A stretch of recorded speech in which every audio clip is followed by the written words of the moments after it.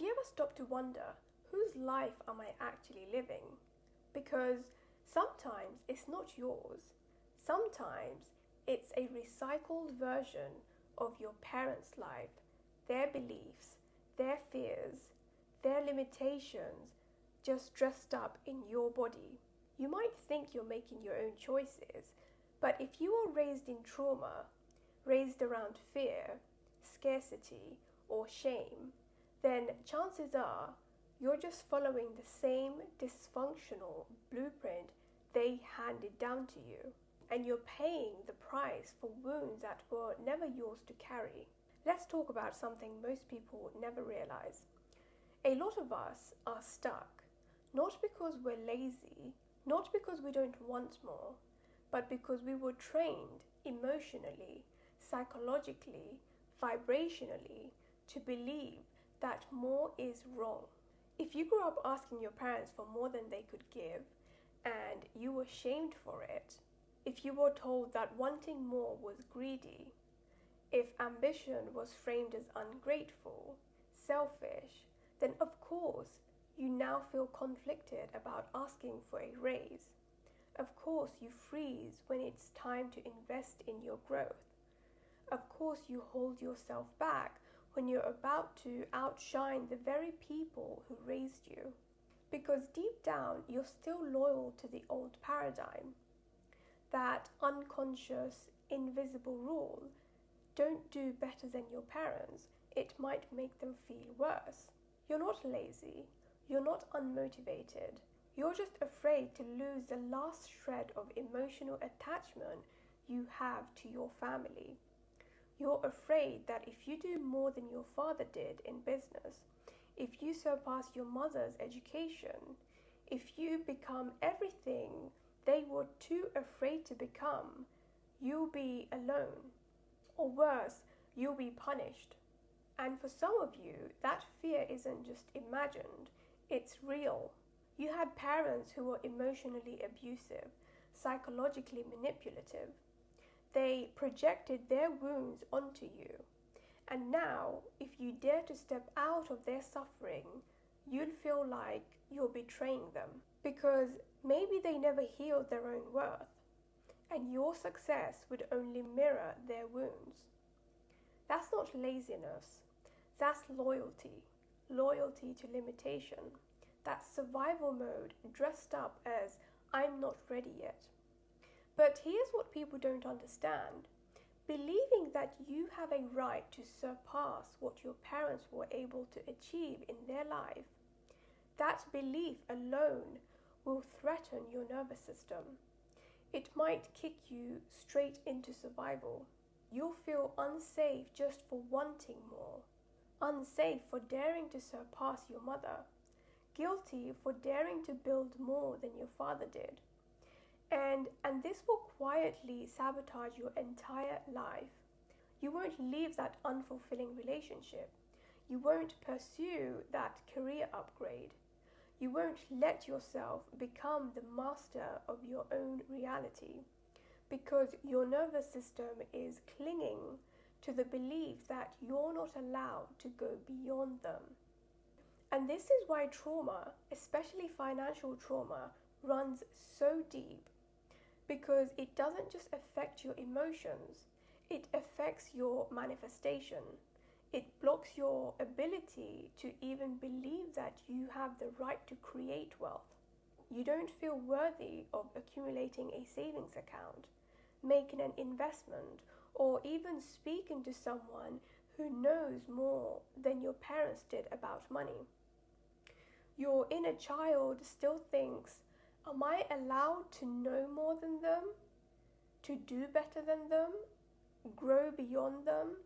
If you have trauma tied to your self-worth, you can't just think your way out of it. You have to feel your way through it. You have to untangle the emotional cords, the guilt, the shame, the attachment that keep you stuck in their story. Because otherwise, you'll keep living out the paradigm they never healed from.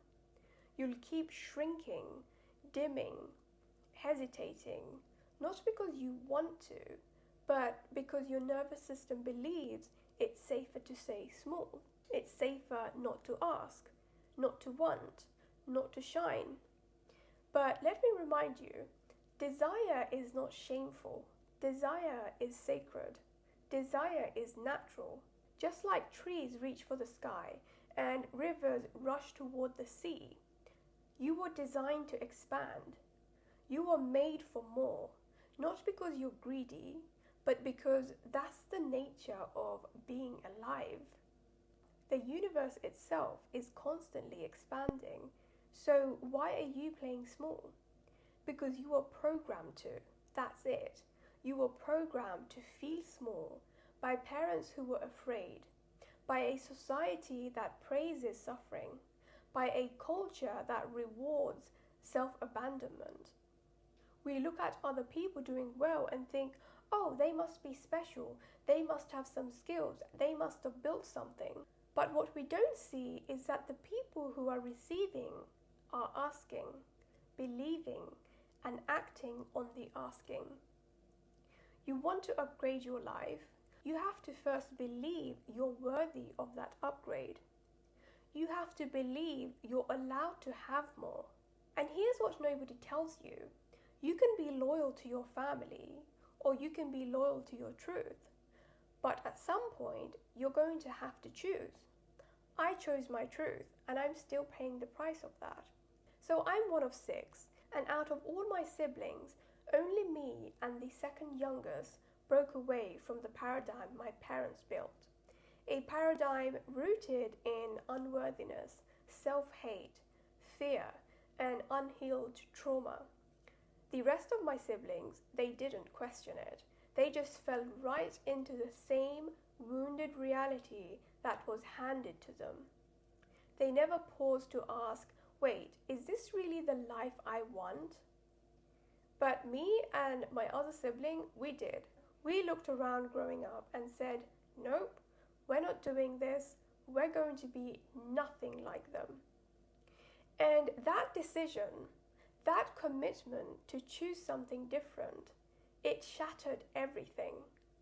It threatened the whole relational infrastructure.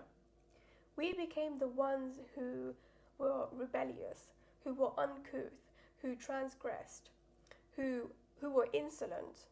We became the black sheep, the dangerous ones, not because we were wrong, but because we no longer played by their rules. Naturally, a lot of distance formed, and that's the price we paid to live our truth instead of their wounded one. Meanwhile, the siblings who stayed in that old system, they are still close to the family. Why? Because they never disrupted the cycle. They didn't mirror our parents' unhealed wounds back to them. They protected the illusion, so they were safe. But now, something fascinating is happening. After seeing the choices we made for ourselves, some of my siblings are starting to wake up. They are beginning to ask themselves, wait, whose life am I living? I didn't even want this. But now it's harder. They have children. They've built whole lives inside a paradigm they never truly chose. And undoing that takes work. That takes a lot of courage. Breaking family patterns will trigger them and free you. If your parents had a control issue around money, if they clung to it out of fear, hoarded it, never invested, never trusted it, then guess what? You're probably still energetically stuck in their fear, still thinking that saving is safe, still thinking that spending is dangerous, still thinking that wanting is wrong. But let's get spiritual for a second. If desire moves the universe forward, if creation itself is born from wanting, then why would the very thing that pushes life forward be a bad thing? Why would you be punished for reaching, asking, believing? Unless, of course, your blueprint wasn't written by your soul. It was written by your trauma. And this is why so many people can't manifest wealth. It's not that they are lazy, they are not manifesting harder, they're not scripting, they're not visualizing, they're not raising their vibrations. It's that deep down, they don't believe they are allowed to have it. You think you want to build a savings account, but your body doesn't feel worthy. You think you want to invest, but your nervous system thinks it's dangerous. You think you want to grow, but every time you try, your subconscious screams, "Who do you think you are? Who are you to ask for wealth and abundance?" And that voice, that's not your voice. That's your parents. That's your lineage. That's the pain they never healed, living in your body, running your decisions. But you don't have to keep living their story.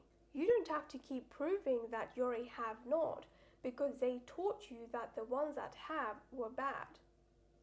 You don't have to keep suffering just because they suffered. You are not their unfinished business. You are not their second chance. You are not here to make their wounds feel better. You are here to become everything they were afraid of. You are here to thrive, not survive. You are here to ask, believe, and receive. But to do that, you have to break the pattern. You have to break the emotional and vibrational umbilical cord.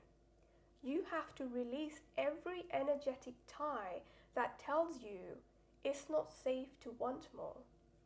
Because let's be real, sometimes it's not fear of failure that holds us back. It's fear of outgrowing our parents, of making them uncomfortable, of being rejected for our bigness, our splendor. But their ceiling is not your blueprint, and their fear doesn't have to be your inheritance. You get to choose. Keep living in the paradigm they handed down to you, or break the cycle and build a new one. You weren't born to play small, you were born to expand. Khalas, that's it for today's video. If this resonated with you, don't forget to like, share and subscribe. Sending you love, and I will see you in a jiffy.